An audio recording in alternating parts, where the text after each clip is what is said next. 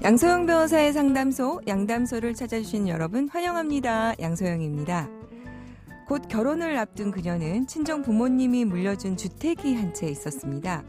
결혼 후엔 그곳에서 신혼살림을 차리기로 했는데요. 그런데 예비 신랑이 신혼집을 공동명의로 하자는 제안을 합니다. 하지만 그녀는 공동명의로 하는 것이 맞는지 잘 모르겠는데요. 주변 사람들도 절세나 재테크에 도움이 되긴 하겠지만 부부 사이가 나빠질 경우 문제가 생길 수도 있다는 이야기를 합니다. 그녀는 어떤 선택을 해야 할까요? 법무법인 승인 양소영 변호사입니다. 네, 친정 부모님이 이제 미리 사주신 증여를 해주신 건가 보죠. 증여를 해주신 아파트가 있는데 이거를 이제 신혼집을 살기로 했는데 여기에 대해서 공동명의를 해달라고 하는 경우 어떻게 하면 좋을까요? 실제로 저희가 상담을 해보면 이런 경우가 있습니다.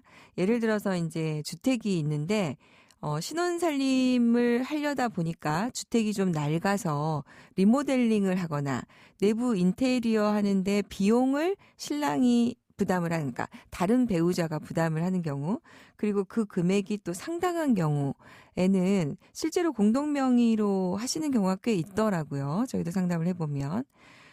그런데 이제 그게 이제 가액이, 주택의 가액은 매우 크고 그 비용은 얼마 되지 않는데 이거를 공동명의로 하는 경우는 사실 선뜻 그렇게 동의하기가 어려운 면이 좀, 있기는 한 것 같습니다. 사실 이제 요새로 보면은 이제 젊은 부부 같은 경우에 이혼이라는 것이 언제나 선택할 수 있는 선택지 중에 하나다라고 생각하는 사회적 분위기도 있어서 이게 이제 명의를 이렇게 바꿨을 때 다시 또 나중에 실제로 이제 저희가 재산 분할을 하게 되면 다시 또 이거를 명의를 뭐 되돌려 오는 형태로 재산 분할이 이루어지기는 하겠지만 이제 섣불리 이렇게 공동 명의를 했을 때 그런 점이 있다 보니까 사실 이거를 굳이 공동명의로 하는 것에 대해서 추천하기는 좀 어려운 것 같기는 합니다. 이제 그런데 일단은 공동명의로 해주는 경우에 상대방이 여기에 대해서 이제 존중을 받고 그다음에 결혼 생활에 대해서 서로 신뢰를 더할 수 있다. 이런 측면에서 서로 이해가 될 수 있다면 그런 면에서 한번 생각해 보실 수 있는 부분이겠죠. 그래서 이제 제가 변호사로서 한번 생각해 본 거는 그럼 공동명의를 하시되 우리 민법에 부부 재산 계약이라는 게 있습니다. 그러면 이거는 반드시 결혼 전에 해야 되는 겁니다. 결혼 전에 부부 재산 계약으로 명의는 그렇게 되어 있지만 이와 관련해서 이제 그 본인이 기여한 부분 그리고 향후에 어떻게 관리해야 되겠다. 이런 부분들을 좀 정리해서 계약을 맺어준다면 나중에 이로 인해서 재산 분할을 할 때 혹시라도 이혼을 하게 되거나 할 때 뭐 이와 관련해서 증여가 된 것이다. 뭐 이것은 내 것이다. 라고 하는 다툼은 좀 미리 예방할 수 있지 않을까 그렇게 생각을 해봤습니다. 자, 양담소에서 함께 나눠볼 법률 궁금증이 있으시다면 YTN 라디오 양소영 변호사의 상담소 홈페이지에 남겨주시면 됩니다. 국회가 양육비를 주지 않아서 감치명령을 받은 양육비 채무자에 대해서 출국 금지를 요청하고 명단을 공개하도록 하는 양육비 이행 확보 지원법 개정안이 여가위를 통과했습니다. 양육비 미지급 문제 앞으로 어떻게 달라질까요? 오늘은 박지훈 변호사님과 함께 얘기 나눠보겠습니다. 변호사님 안녕하세요. 안녕하세요. 박지훈입니다. 네, 우리 박 변호사님은 여러 프로그램에서 정치평론을 자주 하시잖아요. 예, 조금 합니다. 예. 네. 최근에 국회가 마음에 안 들었던 적이 혹시 있으셨습니까? 거의 다 최근에 마음에 안 들었던 적. 네. 참 마음에 들던 적이 별로 없고 마음에 안 들은 적은 많은. 근데 사실은 그래요? 마음에 든 적이 있긴 해요. 그래요? 언제요? 이거 여가위에서 그렇죠. 지금 상임위에서 양육비 관련해서 이거 통과됐으면 아마 본회의 가면 통과될 것 같아요. 네. 이 부분이 저는 맞아요. 최근에 작년에 가장 마음에 사실은 듭니다. 지난 국회 때 통과됐어야 했었어야 되는데 돼요. 그죠? 또 양육비 네. 관련해서는 우리 양소영 변호사님이 상당히 제가 애를 많이 쓰신 걸로 제가 알고 있습니다. 이래저래. 네, 관심도 많이 가지고 있고 저도 네. 열심히 이제 응원하고 있는데요. 내용을 그래서 오늘 조금 네. 변호사님 살펴봤으면 좋겠어요. 설명 좀 부탁드릴게요. 아주 간단하게 말씀드리면 양육비라는 거는 뭐냐면 이혼을 했을 때 양육을 하지 않는 배우자 일방이 지급해야 할 금액입니다. 네. 뭐 매월 지급하기도 하고 일시금으로 주기도 하는데 일반적으로 매월 지급하죠. 네. 양육을 하지 않는 배우자 일방이 양육비를 주지 않을 때 그 이행을 확보하기 위해서 양육비 이행 관련된 학법 법률이 있는데 그 법률의 개정안이 지금 의결이 될 것 같아요. 네. 그건데 그 내용 중에 가장 중요한 게 양육비를 내지 않으면 30일 동안 구치소나 유치장에 감치를 할 수가 있습니다. 네. 또 감치를 받은 사람한테는 지금 개정안에 따르면 출국 금지를 시키고 밖에 못 나가게 하고요. 가장 중요한 거는요. 명단을 공개할 수 있도록 네. 이 법 개정안이 지금 나온 겁니다.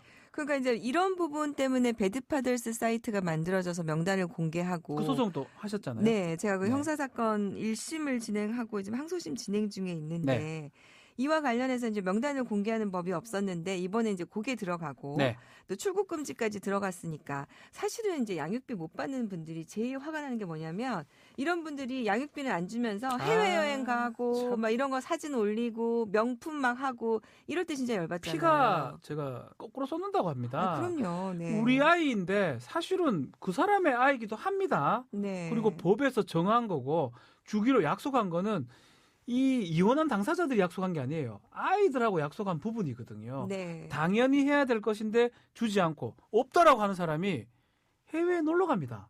그러니까요. 그리고 외제차 사고 어디 댕깁니다. 이게 상당히 화가 나는 거거든요. 그래서 배드파더스라는 그런 어떤 사이트도 생긴 거고 네. 그래서 그거에 대해서 어떤 좀 제도적인 측면을 조금 보완한 게 아닌가 저는 그렇게 좀 봅니다.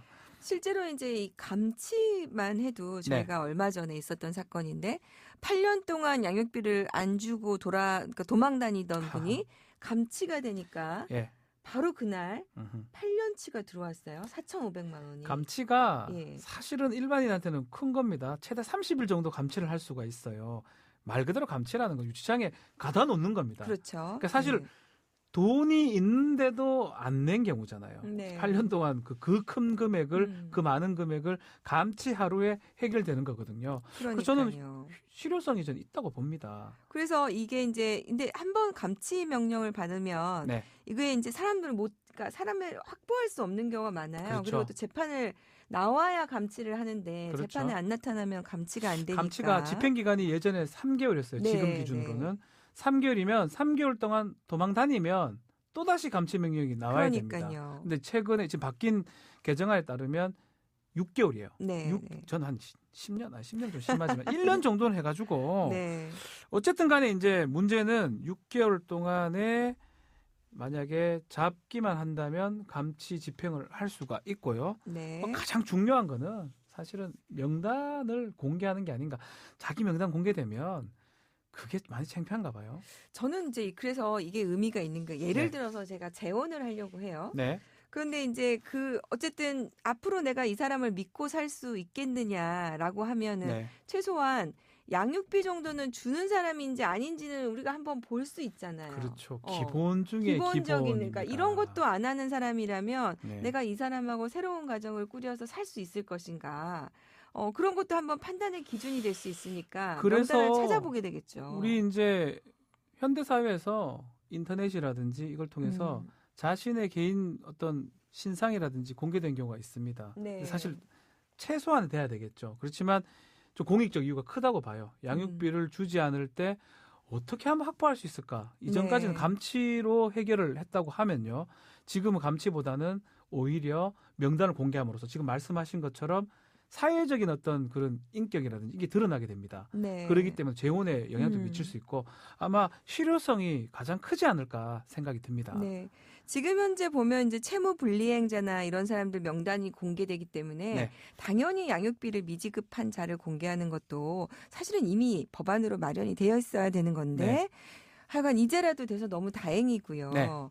지난번에 우리 그러면 얘기 나온 김에 운전면허 정지시키는 거 이것도 설명 좀 부탁드릴게요. 요거는 외국에 이런 입법례가 꽤 있습니다. 미국의 많은 주에서 양육비 안 주면 운전 못하게 만들어버립니다. 이게 있었는데 이번에 이게 통과가 됐는데 양육비 이행 확보 지원 법률에 따르면 정당한 이유 없이 부모가 양육비를 지급하지 않으면 운전면허를 정지할 수가 있습니다. 네. 운전면허가 정지가 된다면 이게 요청을 할 수 있어요. 여가부 장관이. 여가부 장관이 지방경찰청장이 운전면허 발급이나 정지의 대상 처분권자이기 때문에 요청을 해서 이제 만약에 그 결정을 받는다면 운전도 못하게 되는 그런 네. 상황이 될 겁니다. 근데 저는 아쉬운 게 네.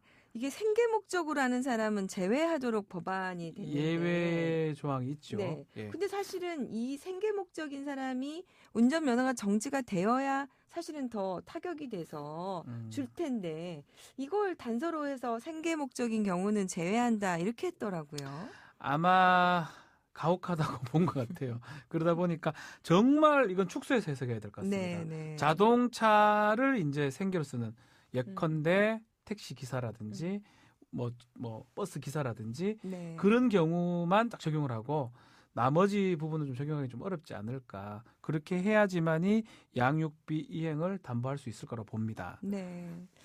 여기서 나아가서요, 네. 변호사님. 양육비를 주지 않는 거를 네. 저는 아동학대라고 생각하는데 맞습니다. 그래서 어떻게 생각하십니까? 저도 비슷하게 생각합니다. 네. 아동학대에 그거를 좀 포함을 시켰으면 좋겠어요. 앞으로 아동복지법 이런데 네. 유럽에 아동학대죄로 처벌하는 나라가 있어요. 미국에 미국도 이제 주마다 실제로 있고요. 처벌하는 경우가 있고 실형까지 하는 경우도 가능하죠. 있고요. 벌금으로 처벌하는 경우는 많고요. 왜냐하면 우리 아이들 사실은 양육비가 제대로 지급이 안 되면 제대로 클 수가 없습니다. 네. 그 부모기 때문에 그 책임을 져야 되고요. 그렇기 때문에 범죄화하는 것도 아동학대 범죄화하는 것도 저는 나쁘지 않다라고 생각이 듭니다. 이것도 지금 현재 이제 법률안을 제출하려고 여성 네. 변호사회라에서 지금 준비 중에 있는데요. 개정안을 내려고 하고 있는데 형법 개정안을 내려고 준비 중에 네. 있는데요. 처벌법규 만드는 걸로. 네. 그래서 미지급 자체를 이제 처벌하는 경우, 그다음에 미지급을 했을 경우에 유기가 되는 경우, 네. 이거를 이제 아동학대로 처벌하는 걸 준비 중인데 저희 이번에 맞습니다. 대한변협에서도 이런 개정안과 관련해서 네. 찬성하는 의견으로 의견서를 냈습니다. 알고 있습니다. 예. 예, 저희도 열심히 뛰고 있고요.